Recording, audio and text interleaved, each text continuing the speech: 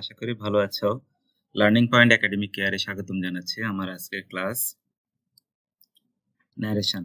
ন্যারেশনের board কোশ্চেনগুলো আমরা solution করতে গেলে যেই সকল সমস্যা আমরা সাধারণত ফেস করি, এই সমস্যার ক্ষেত্রে করণীয় কি এবং আমরা কিভাবে বোর্ড কোশ্চেন সলিউশন করব, আজকে তোমাদেরকে সেটাই দেখাবো।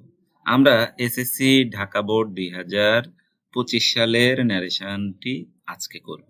তো ন্যারেশন করার ক্ষেত্রে আমার প্রথম প্রায়োরিটি হচ্ছে প্রশ্নটাকে ভালোভাবে পড়ে বোঝা।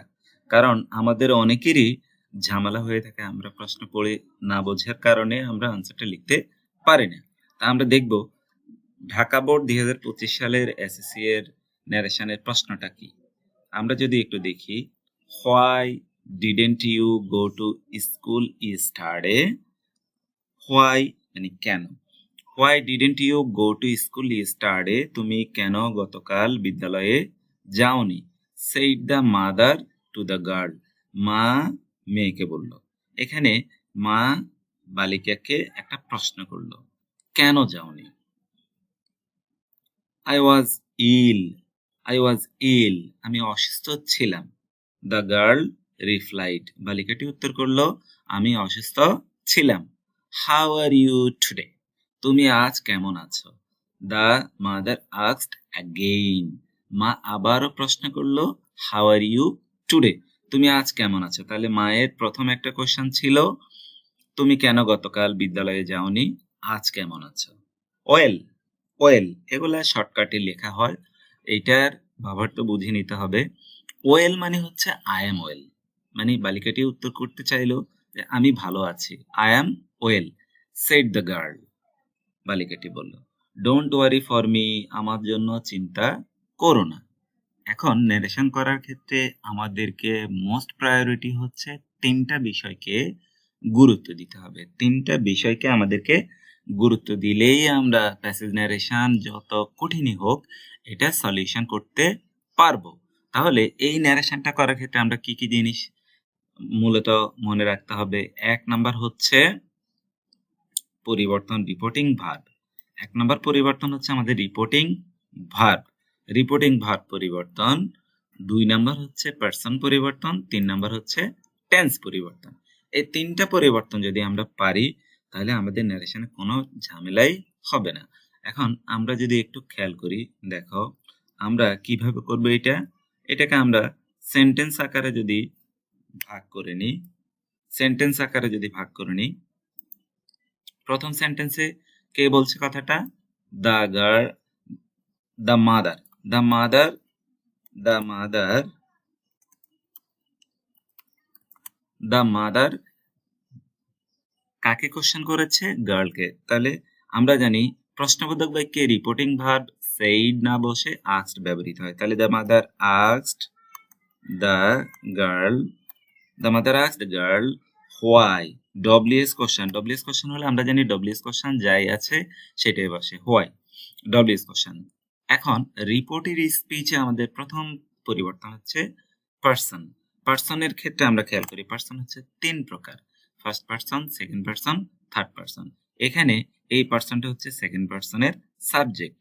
সেকেন্ড পার্সন সবসময় অবজেক্টকে ফলো করে, তাহলে আমাদের গার্লকে ফলো করার কারণে girl she.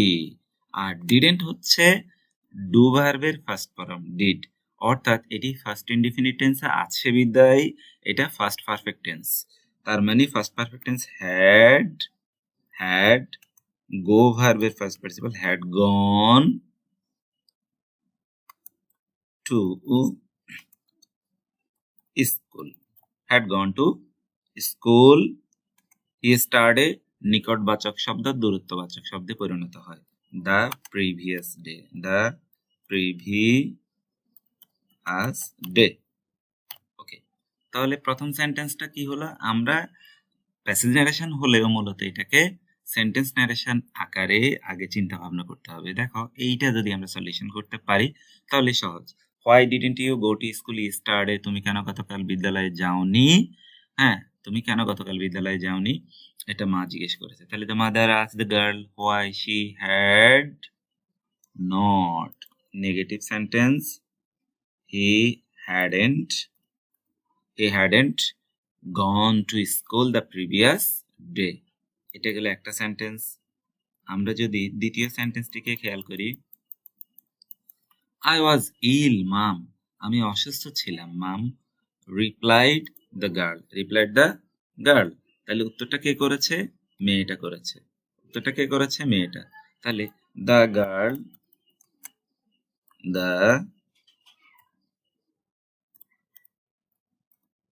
girl replied that. The girl replied that I was ill. I দ্বারা গার্লকে বোঝানো হয়, তাহলে she was এর হচ্ছে ফার্স্ট কন্টিনিউয়াস টেন্স, তাহলে ফার্স্ট পারফেক্ট কন্টিনিউয়াস টেন্স, অর্থাৎ was এর থাকলে had been হবে, had been ill. He had been ill. ওকে, পরের সেন্টেন্সটি যদি আমরা খেয়াল করি,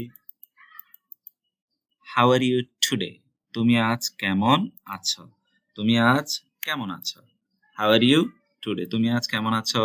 এটা মায়ের উক্তি, তাহলে মা যেহেতু বলেছে তুমি আজ কেমন আছো, এটা মা আর একটা কোশ্চেন করেছে, কারণ the mother again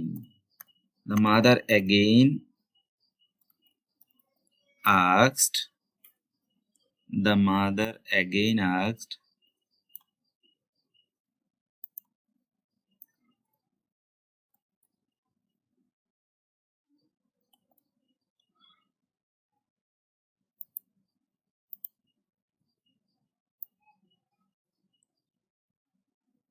mother again asked, মা আবারও জিজ্ঞেস করলো, আবারও কাকে জিজ্ঞেস করলো? গার্ল, বালিকাকে। again asked her, অবজেক্ট ব্যবহার করলাম, এটা WS question. How you second person, গার্লকে ফলো করলে, হার অবজেক্টকে ফলো করলে সাবজেক্ট হবে শি, আমি যার পরিবর্তে ওয়াজ, she was.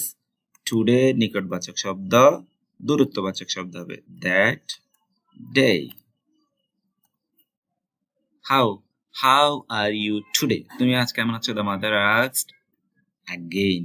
The mother again asked her how she was that day. বালিকাটির উত্তর কি?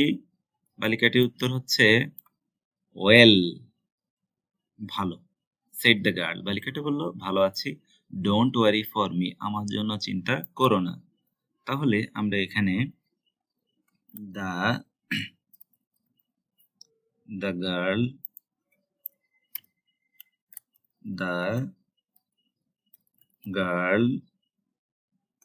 replied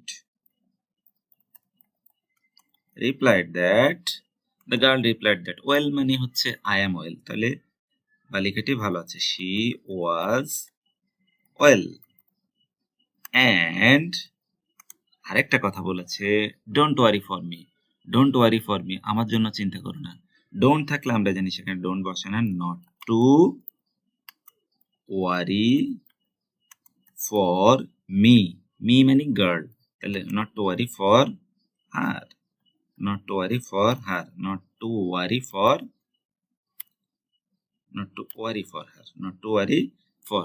ডু নট থাকলে বা ডোন্ট থাকলে নট টু বসে। তাহলে পুরো আনসারটা যদি আমরা আরো একবার খেয়াল করি, পুরো আনসারটা আমরা একটু এক নজরে দেখব। মাদার অথবা the mother asked the girl why she had not gone to school the previous day. The girl replied that she had been ill. Mother again asked her how she was that day. The girl answered but replied that she was well. She also told her mother, অথবা she also told not to worry for her.